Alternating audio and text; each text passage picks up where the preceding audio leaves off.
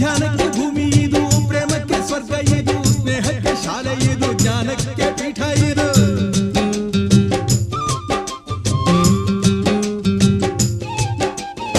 ಕಾವ್ಯಕ್ಕೆ ಕಲ್ಪ ಇದು, ಶಿಲ್ಪಕ್ಕೆ ತಲ್ಪವಿದು, ನಾಟ್ಯಕ್ಕೆ ನಾಡಿ ಇದು, ನಾದಾಂತರಂಗವಿದು.